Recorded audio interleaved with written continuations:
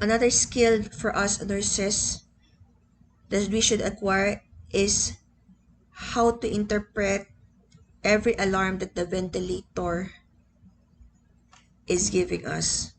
So our response is not to silence the ventilator if there is an alarm, because it tells us that something happened to the patient or to the machine that we are using.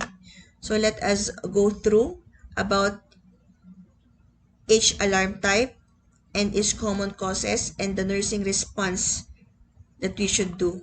First is that high pressure.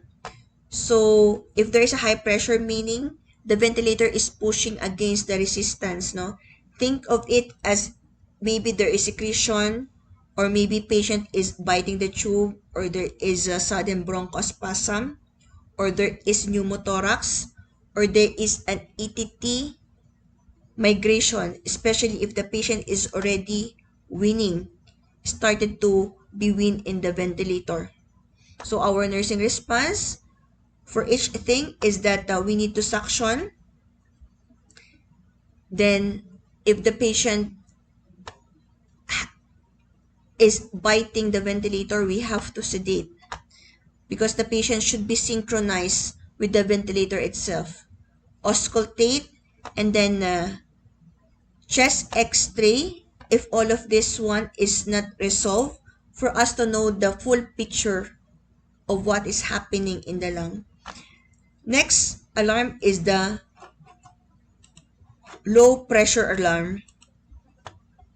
So low pressure alarm means that the system is leaking. So check every connection from the patient backwards, patient to the ventilator and then ventilator to patient. So check if the ETT cuff is inflated, is the circuit has loose connection, is the tube out.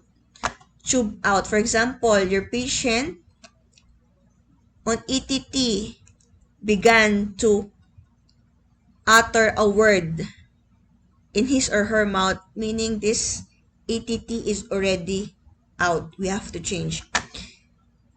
So if you check that all connection and all ventilators are still in and it still show low pressure, you call the physician. Next alarm that we should be aware of is the high respiratory rate or apnea.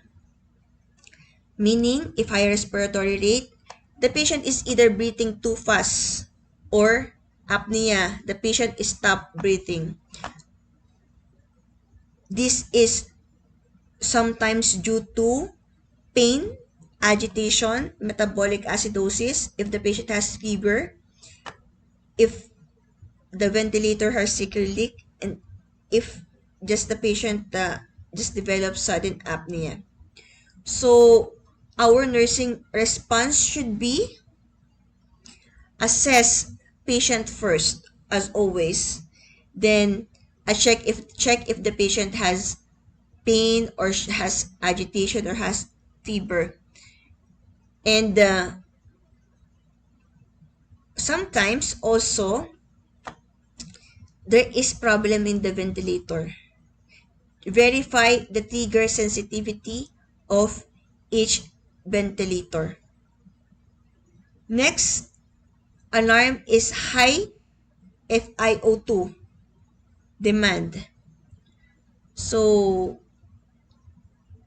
it means that you are having a dial up of more oxygen to maintain the same SpO2.